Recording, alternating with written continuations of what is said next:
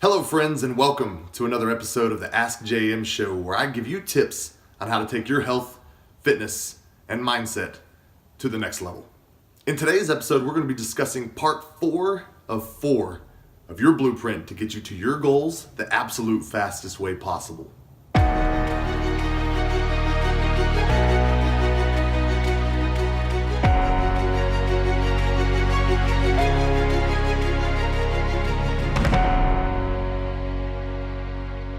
Now, in the previous 3 parts, we discussed getting you in the right mindset, we discussed how to set goals, and we discussed how to start taking action.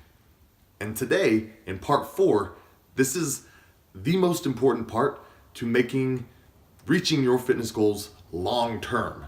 And that is, we have to fall in love with the process. You don't always have to fall in love with the work, but you do have to fall in love with the end result or the outcome that you're doing.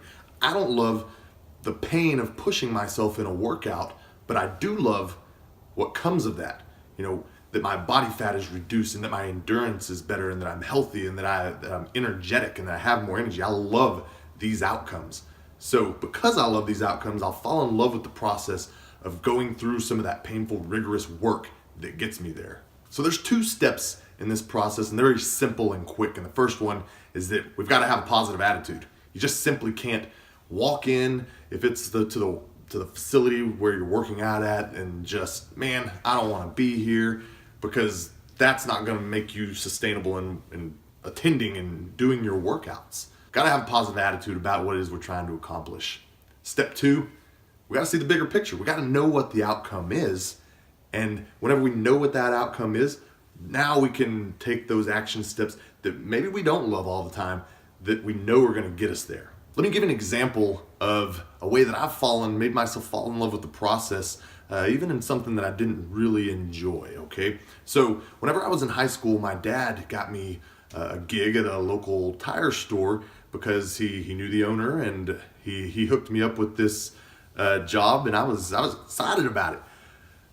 Well, let me tell you, this was not a desirable job for me, because it entailed me kicking thousands of tires out of the back of 18-wheeler trucks, stacking big 18-wheeler truck tires as high as we could all day long, and you walk home and you got black on your hands, on your shirt, you smell like a tire, and all of this was done in the middle of summer. So it was 100+ degrees outside most days and absolutely miserable.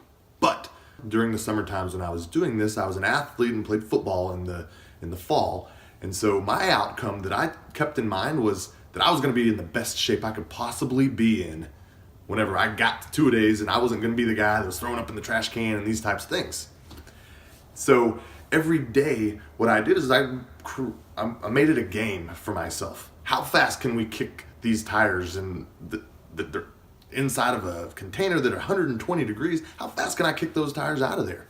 Right? How fast can we stack them up? How high can we stack them up? And it became a game not only amongst myself, but everybody else, that made it a little bit more enjoyable, because now we didn't have a negative attitude. We were thinking about how fast we were doing something or how high we were stacking something, and it took our mind off of the pain of whatever that might be behind the scenes there. And if we think about that, man, it just drags on and on and on. But if we can make it a game, and now not only are we having a little bit more fun with it, but 2, we're making time go by so much faster because we're not thinking about all the negative about it. We got that positive attitude, and we can see the bigger picture. And I guarantee you, the 2 years that I did that in the summertime, I was in the best shape possible going into 2-a-days, and so the outcome was definitely worth it. So that's it for part 4. You've got to fall in love with the process. And to recap all the things that we need to do to reach your goals the fastest: 1, we've got to be in the correct mindset to do that. 2, we've got to have a plan. We've got to set great goals. 3, we've got to begin taking action. And the 4th and final one, we've got to fall in love with the process, guys. You gotta enjoy getting there. And that's it. We'll see you next time for another episode of Ask JM Show.